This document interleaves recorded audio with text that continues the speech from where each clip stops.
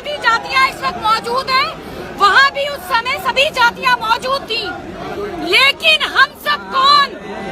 काफिर।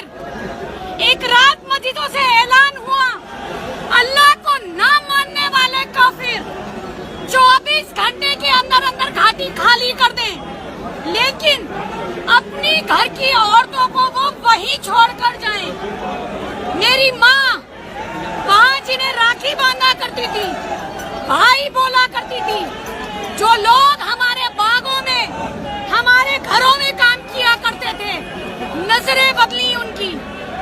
13 वर्ष की आयु, सीमेंट के ट्रक में छुपकर भागना पड़ा अपना सब कुछ छोड़कर, खाली हाथ। भजन लाल सोपुरी, संतूर वादक मदन श्री, मेरे सगे ताऊ जी, उनकी कोई प्रसिद्धि हमारे किसी के काम नहीं आई। हमें वहाँ से भगाया गया और हम भागे।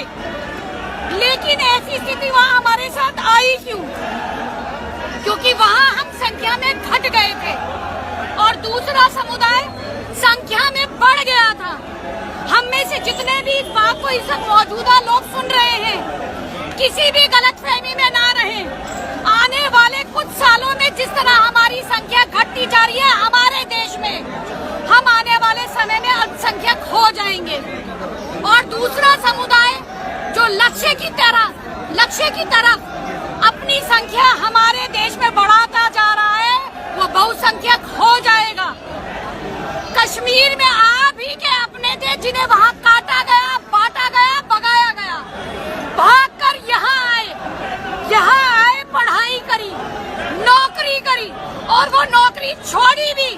जब देखा कश्मीर जैसे हालात, तो यहाँ भी पैदा हो गए हैं और कश्मीरी भाइयों की तरह निराश होकर बैठी नहीं। जनसंख्या समाधान फाउंडेशन से जुड़ी और रोजाना 18 घंटे याद तुम रहोगे।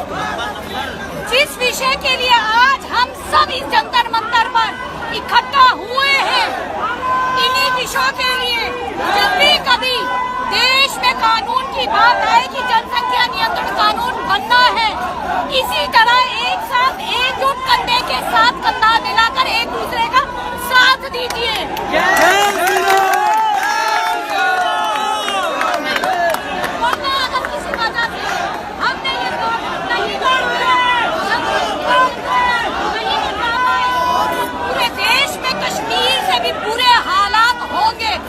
अब हम कुछ नहीं कर पाएंगे। बिल्कुल।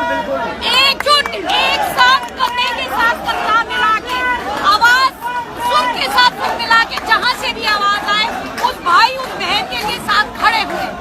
अपने भाइयों के बीच में हूँ तो एक बात जरूर कहना चाहूंगी, जो हमेशा कहती हूँ, हम कश्मीरी पंडित वहाँ से भाग कर यहाँ तो आ गए, अब आप लोगों ने सोचना है आप लोग भाग कर कहाँ जाएंगे।